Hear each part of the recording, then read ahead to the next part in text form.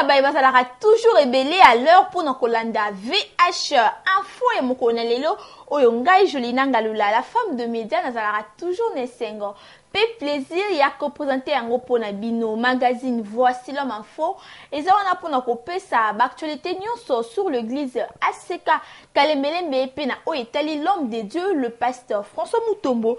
Voici l'homme moté bipai bozwani.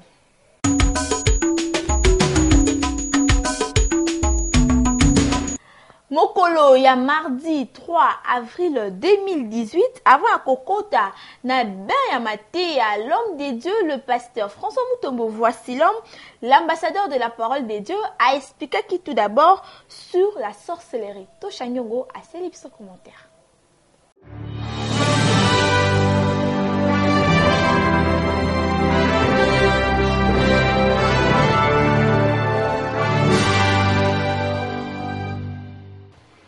Premier hôtel à renverser, l'hôtel des familles. Dans l'hôtel des familles, Tomoni, premier hôtel, tabernacle ancestral,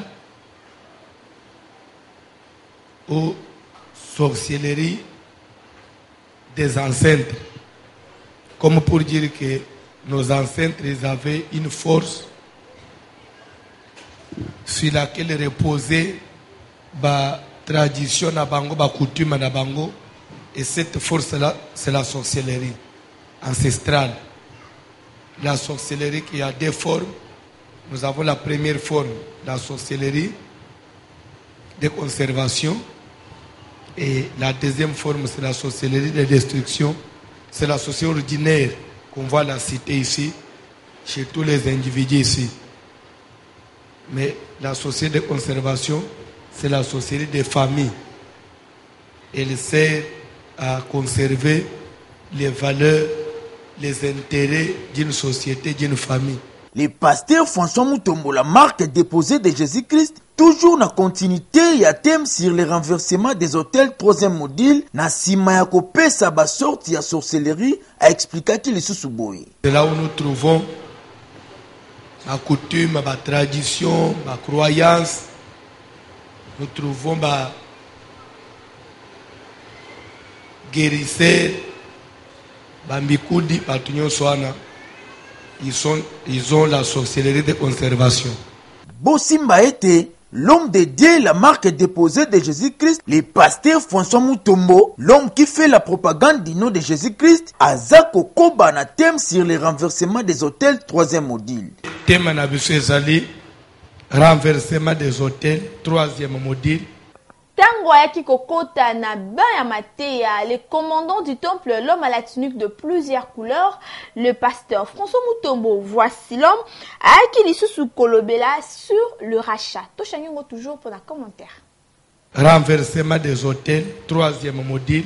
Toujours na continuité à thème sur le renversement des hôtels troisième module, l'homme de Dieu, le pasteur François Mutombo, la marque déposée de Jésus-Christ, a lobeli sur le rachat. Tout d'abord, appelle la définition. Le rachat veut dire Amen. Amen. C'est aller racheter quelque chose qu'on avait vendu. Donc, on ne peut pas parler du rachat s'il n'y avait pas eu vente. S'il n'y avait pas eu le premier achat, c'est que la chose avait été vendue. Maintenant, vous venez payer le montant que la personne qui avait acheté avait donné. C'est pour que vous puissiez maintenant reprendre les droits sur la chose que vous avez perdue. Ou soit que votre frère avait perdu. L'homme de Dieu, le pasteur François Mutombo, voici l'homme. Comme d'habitude, apesaka toujours exemple sur Matéa, na oyo eteli rachat apeseli boy. Mwana na yo akoyi ba télévision na ndako. Akia teki na Koweït. Oye utuniye TV zawa ona tika kyangu na Koweït. Ozi mwana tibo komina Koweït TV na biso yango. Utuni muta sombaki TV osombe pa mwana combien non $100. OK. $100 na we yango yo pesa imwana na iko reprendre la télévision. Du moment où PC reprend la télévision, vous avez racheté la télévision. C'est ça le rachat. C'est que le oba teka ki, ce que vous au foutu les prix pour récupérer ça. C'est ça le rachat. Pona kosukisa, l'homme de Dieu, le pasteur François Mutombo, voici l'homme, a peseli les sources un exemple biblique, a tiré yango na mokanda ya Job, chapitre 2, verset 4. Et Satan répondit à l'Éternel. Pe Satana ayanoli nkolo. Peau pour peau. Poso, pona poso. Tout ce que possède un homme. Nyonso mutu azana yango. Bref, ba bien ya mutu. Ça veut dire richesse ya mutu. Okay.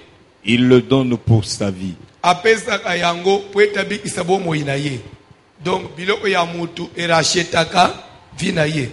L'homme qui fait la propagande du nom de Jésus-Christ, le pasteur François Mutombo, voici l'homme, la marque déposée de Jésus-Christ, ayaki lisusu kokota na profondeur ya mateya, pour de ko expliquer na bana na nzambe lisusu malamu sur le rachat. Olanda. Na mokanda ya 2 Rois chapitre 12 verset 4, nde l'homme de Dieu le pasteur François Mutombo alingaki kotalisa bana na nzambe ba offrande volontaire ezalaka pona baracha ya vina biso. Je ne pense pas que Mutumso cause à la loba que non, l'offrande de rachat n'existe pas. D'ailleurs, toute offrande est pour le rachat. Amen. On rachète qui, on rachète quoi et quand. Na 3 questions, oyo nde l'homme de Dieu le pasteur François Mutombo, la marque déposée de Jésus-Christ, akotaki lisusu na profondeur ya prédication pour na côté ya bana na nzambe boye. Matière ya rachat, c'est une matière ya ba principe. Quand on parle de rachat, on parle de principe de Dieu. Keba, c'est une matière à principe. Bandeko, dans la vie, pour vivre, il faut acheter et il faut vendre. On vend pour vendre quelque chose de faux à la langue. Comprendre. Un pauvre, c'est qui? Il n'a pas de quoi vendre et il n'a pas aussi les moyens d'acheter quelque chose. C'est ça un pauvre. Donc, moyen, il y a un pouvoir d'achat sur le exact. Moyens sont bons exact. À ça, ou soit ce qu'il gagne ne lui permet pas de répondre vraiment à ses besoins de sa vie.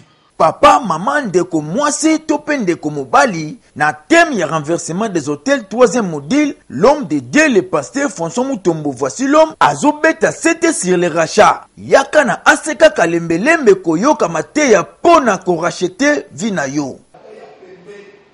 Toujours sur le rachat, le commandant du temple, le pasteur François Mutombo, voici l'homme, la marque déposée de Jésus-Christ, alobeli pe a peseli na exemple ya Ruth, pe a tindaki prière ya kafu kafu. Bolanda. Na thème ya renversement des hôtels, 3e module, l'homme de Dieu, le pasteur François Mutombo, voici l'homme, l'ambassadeur de la parole de Dieu, toujours sur le rachat, a betaki lisolo ya Ruth, a tiré yango na mokanda ya Ruth, chapitre 2, verset 20. Naomi ayebisi bokilo na ya mwasi na Ruth. Qu'il soit béni de l'Éternel, Apambola manankolo. qui se montre miséricordieux pour les vivants comme il le fait pour ceux qui sont morts. Cet homme est notre parent.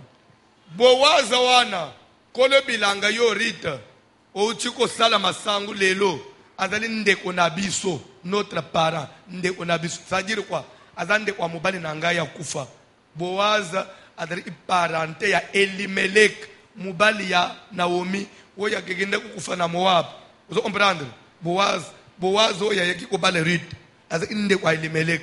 Avant ya kotinda prière ya kafu kafu, l'homme de Dieu, le pasteur François Mutombo, voici l'homme, la marque déposée de Jésus-Christ, a peseli symbole ya femme, ndenge azalaka image ya église. Le rachat de la femme dans la Bible était symbolisé quoi? Symbolisé quoi?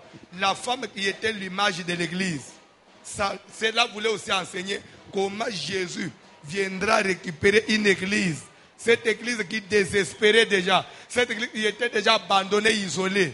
Mais Jésus est venu et il a récupéré l'église. Raison pour laquelle, de la même façon, lorsque Judas est sorti avec Tamar, lorsqu'il est parti, il n'a pas laissé Tamar main vide. Il devait laisser des empreintes pour qu'un jour, Tamar témoigne que Zemi Nazanango, Ezaya Judas, et c'est qu'il a des empreintes.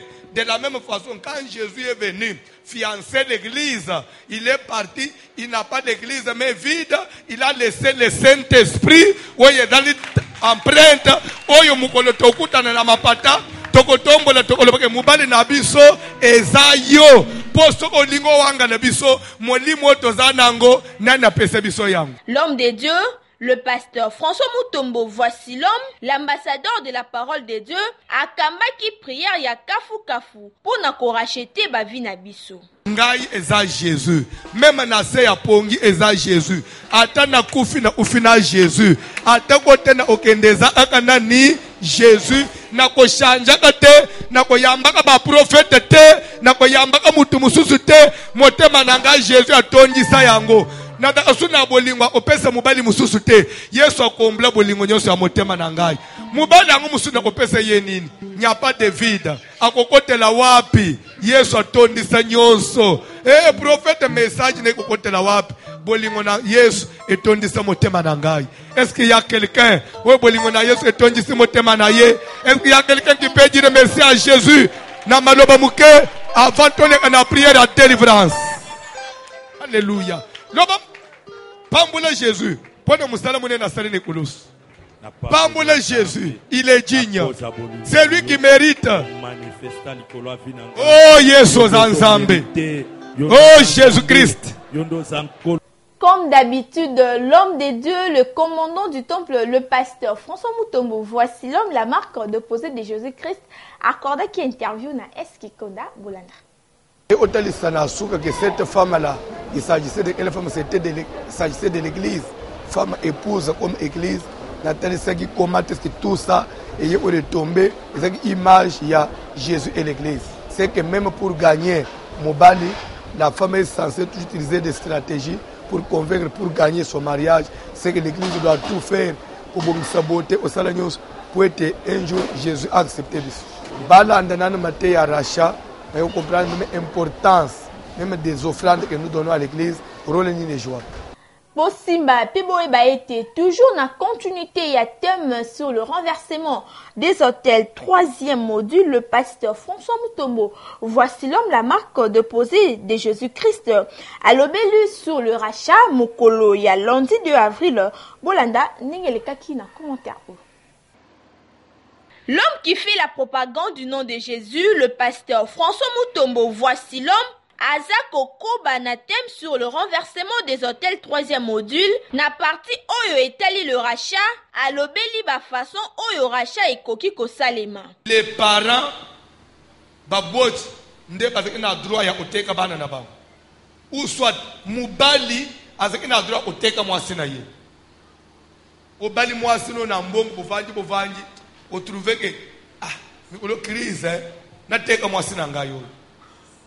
Vous êtes au soleil na mutu parce que nazana moi si nangai naza besoin bon $3,000. Il a faut na mona na moi si. Aya tal sans pour consulter moi. Atala musi atal aza bien wa yo besoin 2,500 ko. Wana so ya zo ba da zo somba. Après boyo kana pension mo signer papier. Ozwe aka na yo imisi moi si bon ça va.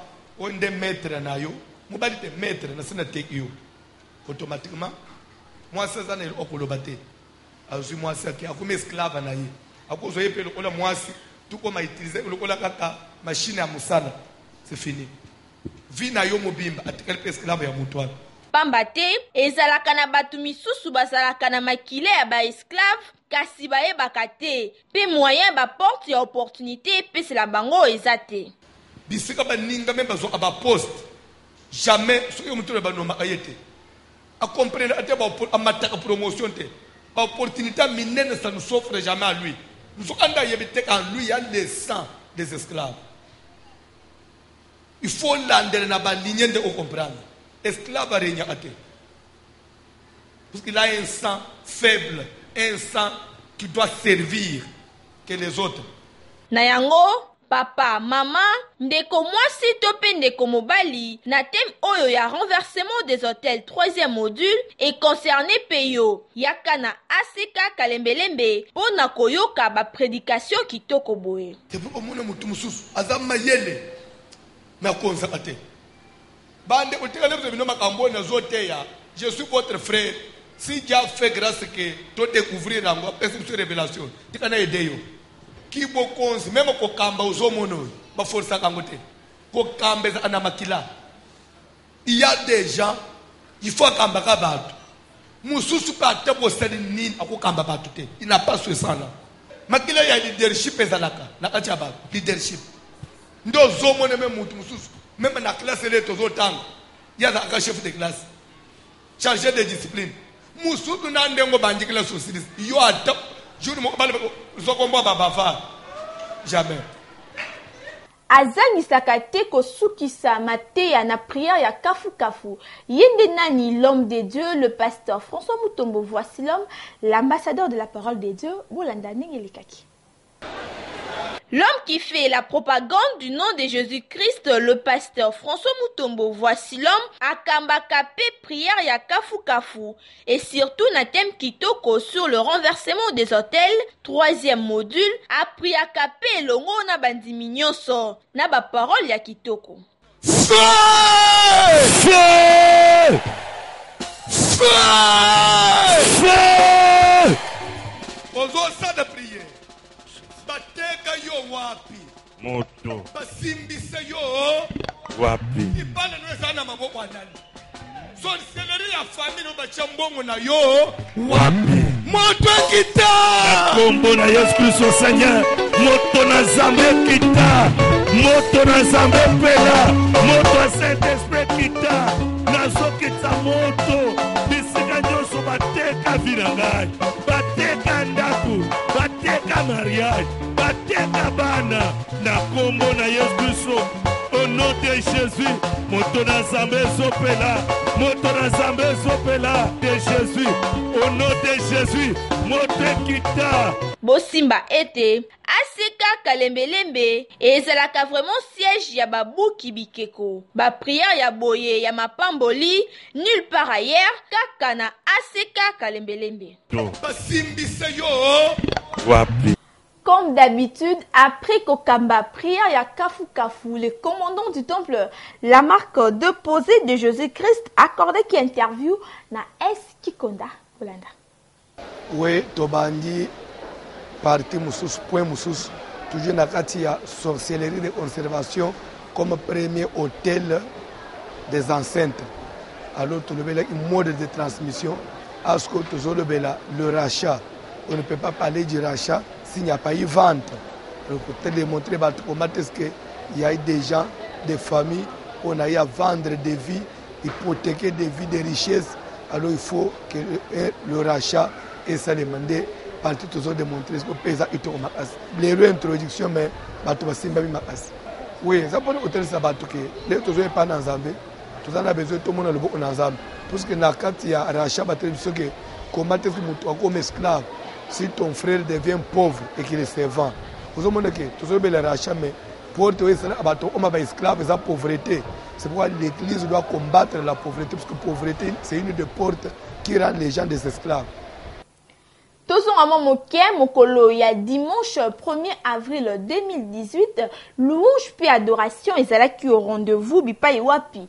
L'homme de Dieu, le mercure du moment, le pasteur François Mutombo. Voici l'homme, l'ambassadeur de la parole de Dieu, à terre qui toujours sur le thème de renversement des hôtels. 3e module, Boulanda.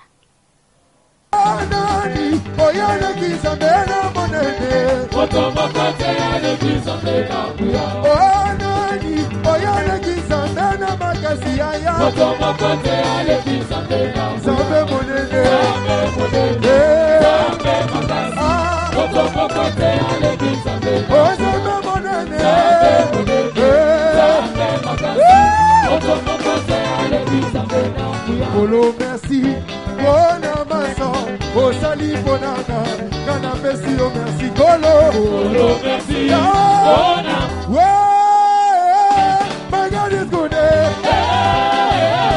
My God is good. Sote, sote, sote, allez, sote, sote, sote, sote, sote, sote, sote, sote, sote. Ouais, my God is good. My God is good. Chugatena, chugatena.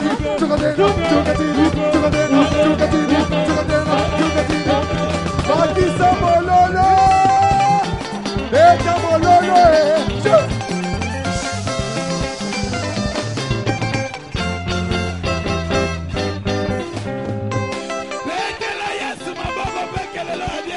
yango erataka te mabina kitoko pamba te mabina euta na lola. Kasi tango l'homme de Dieu, le pasteur François Mutombo, voici l'homme, la marque déposée de Jésus-Christ à Zouaki Maloba. Toujours en continuité, il y a thème sur le renversement des autels, 3e module. Juge 6e chapitre, verset 25, nous lisons au nom de Jésus de Nazareth. Dans la même nuit, Nabutu mokomoko. l'Éternel dit à Gédéon, Yahweh Nzambe alobi na Gédéon. prends le jeune taureau de ton père Sois mwana ngombe ya tata na yo. et un second taureau de 7 ans. Pezwa ngombe ya mibale ya mibu sambo. Renverse l'autel de Baal qui est à ton père Kweyisa etumbelo ya Baal oyo ezali ya tata na yo. et abat le pieu sacré qui est dessus. Pe buka mwasani ya bunkoko oyo ezali kolo. Tu bâtiras ensuite et tu disposeras Na sima okotonga pe okobongisa sur le haut de ce rocher kaka likolo na ngomba wana un autel à l'Éternel ton Dieu. etumbelo pona Yahweh Nzambe na yo. Tu prendras le second taureau Okozwa siko ngombe ya mibale et tu offriras un holocauste okopesa libonza avec le bois de l'idole que tu auras na abattu. bakonyi ya ekeko oyo bukaki. Na passage oyo nde l'ambassadeur de la parole de Dieu, le pasteur François Mutombo, voici l'homme, la marque déposée de Jésus-Christ, alingaki atalisa na bana na Nzambe boye. Ne créez pas de polémique là où il n'y en a pas, mais s'il faut kozonga na liloba na Nzambe pour ce qui concerne les hôtels, nulle part la Bible a parlé de détruire les hôtels, mais on dit renverser les hôtels. On ne détruit pas les hôtels, mais on les renverse. Pourquoi? Rolanda, au kotanga parcourir Bible du début à la fin. Le verbe qu'on a utilisé c'est renverser. Pourquoi? Na passage tozo tanga bazole babu. L'Éternel parla à Gédéon la même nuit.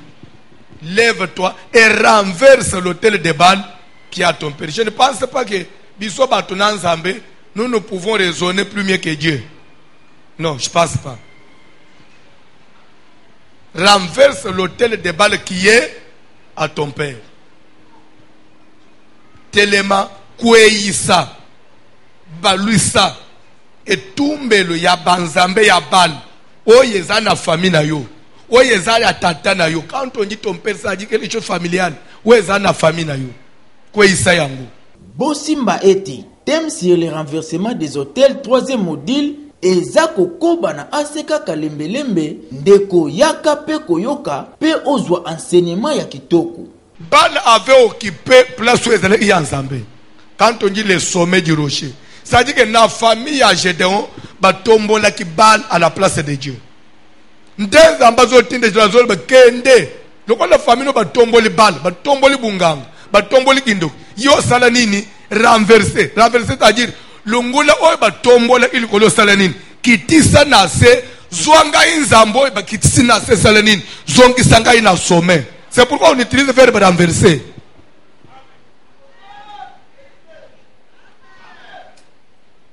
Maintenant, quand on dit vous détruisez, maintenant, quand vous avez détruit la place de Dieu où? Quand vous renversez, vous avez pris ce qui était au-dessus, au kitisi, Nzamba Selinine. Quelqu'un me dit, oh non, papa, tu ne vois pas que si on doit détruire, et si on doit seulement renverser, on n'a pas détruit, demain ils peuvent revenir et restaurer. Oh, mais je vais vous dire une chose. Est-ce que ça c'est un raisonnement ça? Dieu lui-même qui a chassé Satan au ciel, il ne l'a pas détruit. Toi tu vas en finir avec Satan.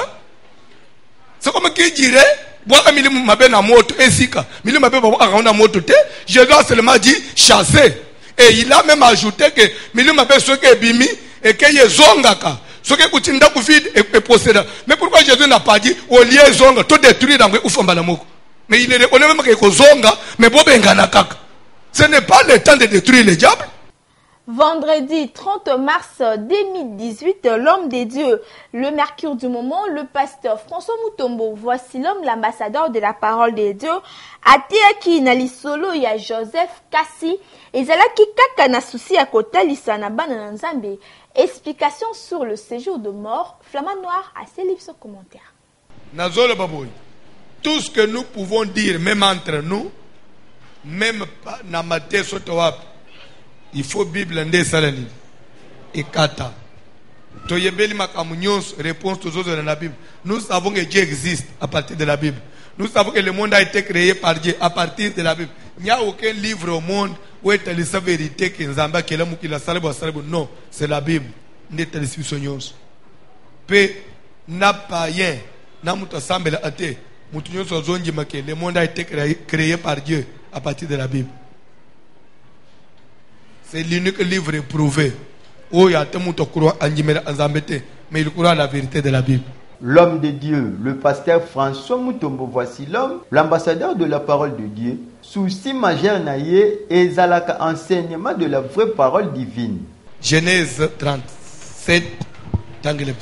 Tous ses fils et toutes ses filles vinrent pour le consoler. Bana naïe nyosu ya mi bali, pe bana naïe nyosu ya basi. Mais il ne voulut recevoir aucune consolation.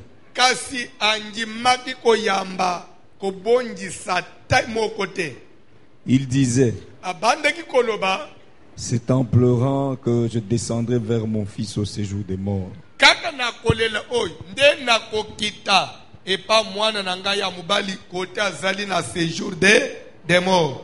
Et il pleurait son fils. Nalitangi Oyonde, le mercure du moment, le pasteur François Mutombo, voici l'homme, la marque déposée de Jésus-Christ, a expliqué qu'il n'a solo ya Joseph ndenge bateka kiye et pas ya bande konaye. Joseph a sa teka mi pa bande konaye. Bande konaye ba yokani koma toko convaincre papa poanji make mwana akufi. Que totek yete toka matantaba muku toboma tozo elamba na ye totuba na makila tola isa papa ke to otiango na nzela c'est que nyama muku amabe muto abomi ye pasali pe bongo papa tali balobi reconnais si c'est l'habit de ton fils. Bible donc l'ère Jacob a tali certainement c'est l'habit de mon fils. OK, c'est ce que nous avons trouvé, c'est qu'une bête féroce l'a dévoré. Joseph a été mis en pièces. Donc, bref, ton fils est mort. Jacob a bandu olen. Mwana nanga kufi. Nakolela ya Jacob, nde le commandant du temple, l'homme à la tunique de plusieurs couleurs, le pasteur François Mutombo, voici l'homme, alingaki kotalisa na bana na Nzambe ke tango tokufaka après tokendaka na séjour de mort. Quand on meurt, comme ça, ce n'est pas tout. Que personne ne te trompe, après la mort, ça ne s'arrête pas là. Ça va continuer. Il y aura une suite. Jacob dit, c'est en pleurant que je descendrai vers mon fils. Il y a une adresse. Vers mon fils. C'est que son fils là était où?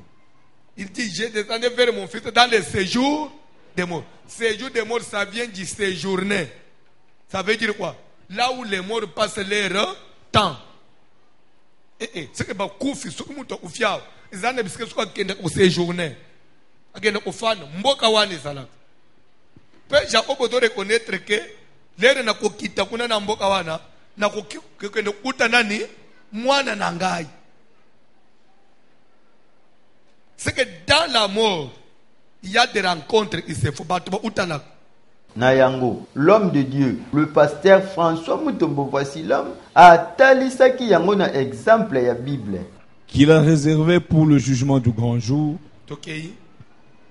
Il a réservé pour le jugement du grand jour. On dit que le jugement du grand jour, c'est-à-dire qu'il y a un grand jour, un seul et unique jour. Ce jour-là, ça sera le jour où il y a jugement, il y a toutes les créatures.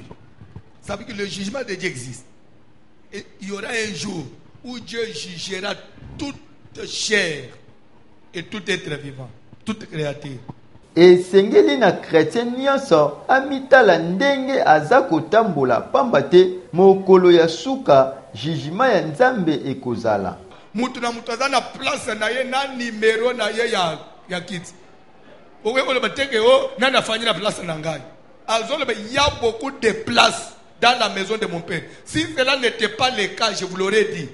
Mais je vous rassure qu'il y a beaucoup de places. C'est que chacun aura sa place. Donc avant Bandi Mayo Kotanalon, vous avez déjà numéro à table.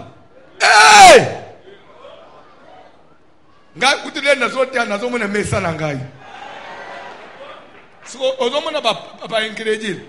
Bazonje mate. Etienne na yebiseki batoka boy. Nazomona lola ofunga babajema ite. Mais moi j'ai vu déjà ma table. VH opinion bo comprendre que to comme na rubrique o bozela kamigi na bandako bipai wapi to kitaka na terrain to tunaka na population nani de voici l'homme to tiré yango na mukanda ya Matthieu chapitre 16 kobanda na verset 13 na 15 pambate moto nyonso alingaka yeba nini balobaka pona ye bolanda.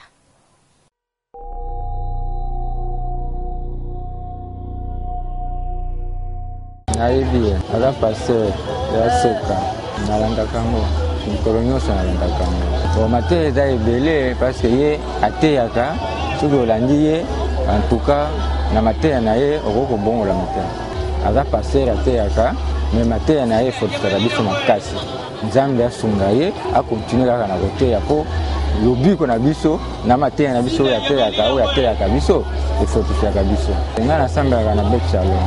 Nayebi voici l'homme. Pasteur ya église asekaka lembelembe. Mateyi na ye vraiment nasepelaka na mateyi na ye po ndenge ateyaka vraiment nasepelaka mingi. Conseil na ye kopesa pasteur eza ke pasteur a pasteur kasi asala pe manso abanda kotinda bato bape kotala biso na bakartier ekozala parfois tola na mateyi na ye kasi toomona bandimi na ye ta baservisi na ye bape kokotala biso na ndako mpo bayeba babezo na biso te na assemblée na église Jésus revient.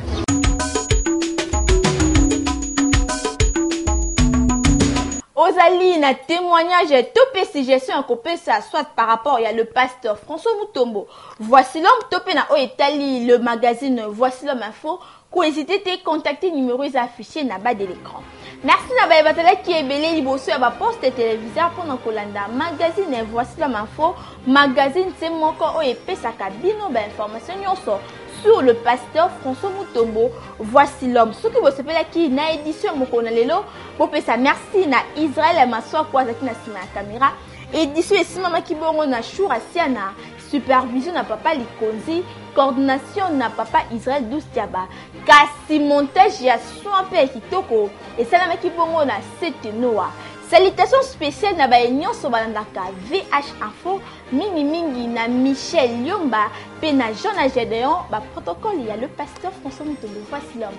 Ngana mio dokutani bala sima na même plaisir même heure. Zan balola za na bino skamala.